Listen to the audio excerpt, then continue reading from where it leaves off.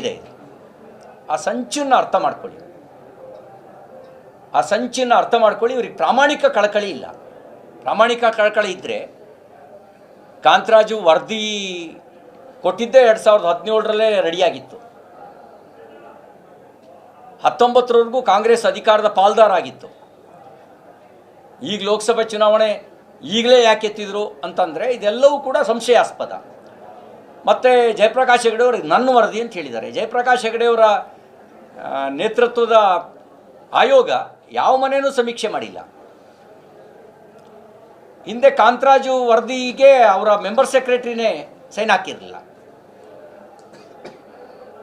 ಈಗ ಅದರ ಕಾಂತರಾಜು ವರದಿಯ ನಕಲ ಅಥವಾ ಇವರು ಸಮೀಕ್ಷೆ ಮಾಡಿದಾರಾ? ಇದೊಂದು ಸಂಶಯ ಇದೆ. ಆ ಸಂಶಯವನ್ನು ಜನರಿಗಿರುವ ಸಂಶಯವನ್ನು ಹೋಗಲಾಡಿಸ್ಬೇಕು. ಮತ್ತು ಇದರಲ್ಲಿ ಹೈ ಡ್ರಾಮಾ ಇವರು ಮಾಡ್ತಿರೋದು. ಎಲ್ಲ ಪ್ರೀ ಪ್ಲ್ಯಾಂಡ್ ಮೀಟಿಂಗ್ ಮಾಡಿ DK ನೀನು ಈ ಕೆಲಸ ಮಾಡು, ಶಾಮನೂರ್ ನೀವು ಈ ಕೆಲಸ ಮಾಡಿ, ನಾನು ಈ ಕೆಲಸ ಮಾಡ್ತೀನಿ, ಎಲ್ಲ ಪಾತ್ರಗಳಲ್ಲೂ ನಾವೇ ಇರಬೇಕು ಅಂತ ಅವ್ರು ಹೊರಟಿದ್ದಾರೆ. ನಾನು ವರದಿ ಬಗ್ಗೆ ಈಗೇನು ಮಾತಾಡೋಕ್ಕೆ ಹೋಗಲ್ಲ.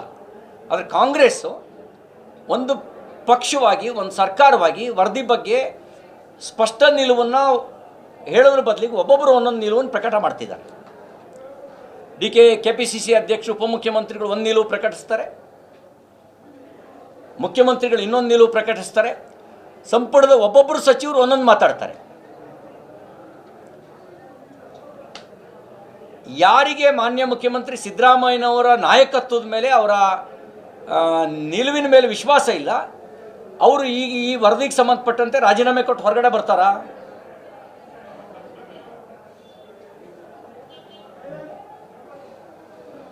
ಹಾಗೆ ನಿಮಗೆ ನಿಜವಾಗಲೂ ಪ್ರಾಮಾಣಿಕವಾಗಿ ವಿರೋಧ ಮಾಡಬೇಕು ಅಂತಿದ್ರೆ ರಾಜೀನಾಮೆ ಕೊಟ್ಟು ಹೊರಗಡೆ ಬನ್ನಿ. ಯಾಕೆ ಮಗುವನ್ನು ಚಿವುಟಿ ತೊಟ್ಲು ತಗೋ ಕೆಲಸ ಮಾಡ್ತೀರಿ?